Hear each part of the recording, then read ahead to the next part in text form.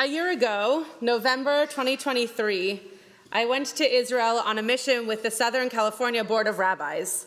5 weeks post-October 7th, a group not much larger than a minyan went to Israel to bear witness.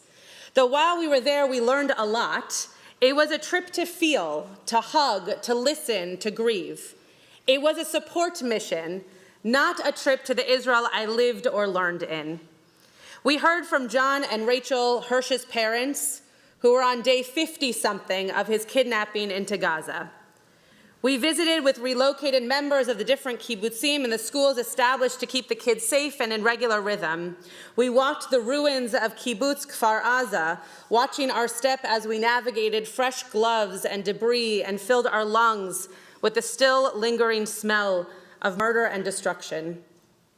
We did not go to Re'im, where the Nova Festival massacre occurred, because Zaka was still taking forensic evidence and trying to figure out what had happened. But we did visit Shura, the rabbinic army base where every body or human fragment was spiritually and honorably kept before burial. This was a trip of feeling so close that it was painful to leave. And this was a trip of feeling so helpless that it was important to return and get to work. For a year, I have wondered when I would return and have felt extremely empty without a reason to be back. When I was asked to be part of the Rabbinical Assembly Programming Committee for the convention happening in Israel December of 2024, I jumped at the opportunity. Did I need one more weekly Zoom on my calendar? Definitely not. But this was my sure way to know that I was getting back to Israel. So this past week, from Monday through Shabbat, I was in Israel, and it was a trip of repair, of hope, of joy, and of true homecoming. After Joseph shares his first dream with his brothers and parents, his brothers are beyond annoyed, and Jacob, his father, the Torah says, keeps the matter in mind. The Talmud reflects that Jacob hears the dream, believes it will come true, and so keeps it in mind because, as a father, he was looking forward to Joseph's success and needed to monitor that in relationship with the other children. So the brothers go out to their pasture work, and he, Jacob, says, "Vayomer lo lech na re'eh et shalom achecha, ve'et shalom hatzon ve'hashiveni davar." And he, Jacob, said to him, Joseph, "Go and see how your brothers are and how their flocks are faring, and bring me back word." Vayimsa'ehu ish, vehine to'eh basadeh vayishal'ehu ha'ish lemor ma tevakesh. A man found Joseph, and behold, wandering in the fields, the man asked him, "What do you seek?" Jacob makes it very clear to his son that his job is to check on the brothers and their flock, but to also bring back an assessment. This is not just about going to see them for himself and ostensibly in some repair of relationship, but also in order for Jacob to know what they are doing. And as the Or HaChaim says, Jacob made sure that Joseph had 2 destinations, one to the other sons and one back. Radak assures us that Jacob did not want Joseph to find out how they were doing, but how successful they were at their jobs, not only their health and well-being, but also their economic well-being. This trip, I was Joseph. I knew I wanted to go, but needed to be encouraged by that outside force to make my way on the journey. I needed to know that I was going with a purpose and to truly check in with my own eyes on Israel. I needed to walk the streets of my old neighborhood, visit my favorite cafe, eat the most delicious hummus, buy way too many Israeli gummies, hug my Israeli family and friends, and just take a pulse of the country. I did not know that that was my mission, but once I was there, it was clear that I had 2 destinations, into my heart and back into my mind. There were multiple tracks you could choose from in between these limud sessions that we had with some of the best teachers and scholars of our time. I chose a track of shared society for the first day and a track to travel down to the south and experience the ecological differences and growth since October 7th. It was important for me to be down south. Just as Joseph went to check in on his brother's emotional well-being as well as economic, I also needed to go and see how areas had been cleaned up, memorialized, changed, built upon, or left alone since I was last there. The track focused on efforts of Jewish and Bedouin Muslim communities, together with a small Christian population, to foster mutual understanding and cooperation in the Negev. We began in Yerucham and heard from a Bedouin woman from Rachmeh who shared her powerful and painful story of living within a community where her rights as a woman were challenged by her family and their traditions. I will not share her name nor post pictures of her face, but we spent a lot of time hearing of her efforts to bridge between the struggles of forced marriage as a teen and then divorce to marry another man, and is now working on degrees and advocating for Bedouin women's rights. Her kids and husband are proud of her strength and resilience, and yet she lives in fear of the culture and religious norms of her community. She finds comfort in the support she has through the Atid Bamidbar organization, where Israeli and Bedouin communities are working together to build mutual well-being for everyone in that region. This woman's story brought to life the real struggles of living in this area as an unrecognized Bedouin community, and yet she flies an Israeli flag proudly in her room, where she can privately share her devotion to the land. We finished the day at the Anur Mosque in Rahat, where we met with Sheikh Jamal Al-Ubra, supervisor of the mosques for the Office of Internal Affairs, for a discussion on interfaith leadership and community building. We walked up from the bus surrounded by children playing in the streets, laughing and kicking around soccer balls or riding their bikes. They kept yelling at us, "Hello, welcome." And even throughout the Sheikh's presentation, they would stand at the door, so it would slide open, and they would yell in, "Hello," and then they would run away.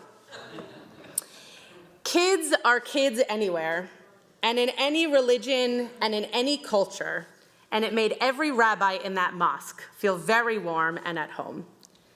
The Sheikh shared powerfully about how hard it has been for his community in Rahat since October 7th. He said, quote, "Here there is hardly a family that does not have relatives in Gaza. And in the morning we arrive at the mosque and it's shaking. We as Israeli Arabs cry twice every time we see in Gaza a child is killed and when we see a missile fall in Tel Aviv or in Rishon LeZion. We are the only group in the world that cries twice." There was not a dry eye from the rabbis in that mosque. We felt and feel his pain and his conflict and understand the teetering balance. He continued, "And yet I'm hopeful. Hope will return to everyone and there will be peace all over the world." With a hearty amen, we all felt we were praying together.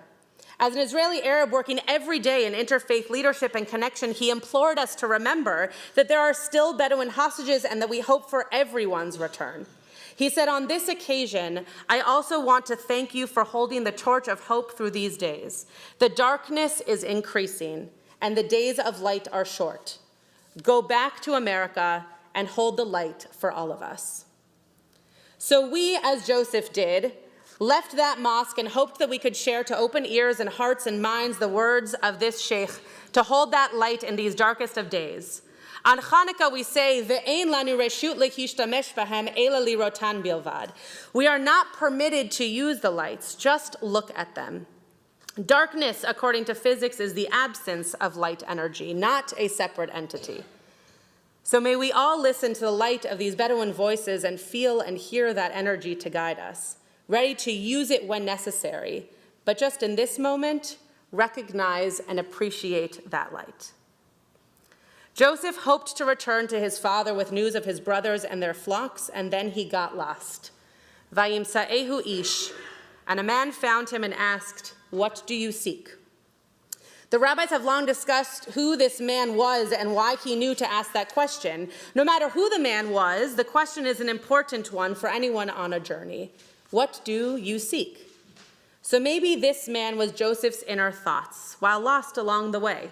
A man found Joseph. Joseph found himself and asked, "What do you seek on this journey to your brothers?" Why are you going? What is the importance behind the mission? After signing up for this trip, I asked myself the same question. Why is this particular trip important to me? Why am I going at this time? Honestly, I did not have fully formed answers other than I feel drawn to be back in Israel at a time where it is less chaotic. 36 hours last year, 5 weeks after October 7th, did not really lend itself to a relaxing, see your friends and have coffee kind of trip. This time, I was ready to learn and be in community with 200 conservative rabbis from around the globe and just live in Israel as I constantly yearn to do. We went down the second day to Kfar Aza, the same kibbutz I visited last November, and yet it was completely different. Some destruction is still there, but most of the tragic debris is cleaned up and homes are now memorialized and faces are printed on doorsteps. Motorcycles of Hamas are removed, the fences that were breached dragging people into Gaza are repaired, and the silence of the ceasefire in Gaza from November 2023 was now loud, constant noise across the very close border. On October 7th, many of you have heard me tell the story that I called my dear friend David Landau. His family living in Kibbutz Saad were safe, thank God, in their shelter, but he knew he would go into the army the moment they were allowed to emerge. So I've not seen David because he has been in and out of the army since October 8th. I knew he was currently in, and the night before this trip to Kfar Aza, he called to say he had less than 24 hours out of Gaza and would be able to see me. I hung up that phone that night and I started to cry. This was why I came to Israel. While standing in a road surrounded by burnt homes, David walked towards me in full madim, in full uniform, and I could not have smiled any bigger. Vayimsa'ehu ish. And a man found me, and I knew the answer to the question, what do you seek? Hugging David, seeing my childhood friend who luckily lived across the street from this destroyed kibbutz, unscathed, and yet as he kept repeating to me over and over, this could have been us. We had such mazal, we had such luck. David only had about 30 minutes with us, and as we stood at the newly rebuilt fence, our back to the kibbutz and facing Gaza, I had to say goodbye. It was not enough time, and it was not a Shabbat with his family or coffee in a cafe or hanging at the beach of Tel Aviv that I was used to, but it was 30 precious moments that I will hold with me until the next time we see each other. I hugged him over and over again and kissed him on the cheek, and I said, please stay safe. I could not even wrap my head around him driving into Gaza 30 minutes later. How was that possible? And yet this moment, this tough, emotional moment, was the answer to the question. This was the reason for a trip to Israel, to feel and experience life today, right now, in the beautiful and in the dark moments, to hug and to let go, to fear and to live large, and to hope and listen to reality. Joseph goes to find his brothers at the request of his father. Did his father know or expect it would be for repair of the relationship? We don't know. But Joseph does happen upon someone who puts life into perspective. Why are you here as an existential question, not just geographic? I went to Israel without big answers to this simple question and came home to report that we should all go to Israel to find what we seek. For me, it was repair and hope, joy and homecoming. I listened and learned and felt pride in the conservative movement, which is important for my job and for our vitality as a people. And I went to Israel needing to feel home, and that is exactly what I brought back with me. May we all find our answers on life's journey soon. May our hostages be released to their homes. May all people find peace in their home in Israel now. Thank you for the opportunity to go home, for the opportunity to travel on journeys, asking questions, and for the space and processing to report back when I return. Shabbat Shalom.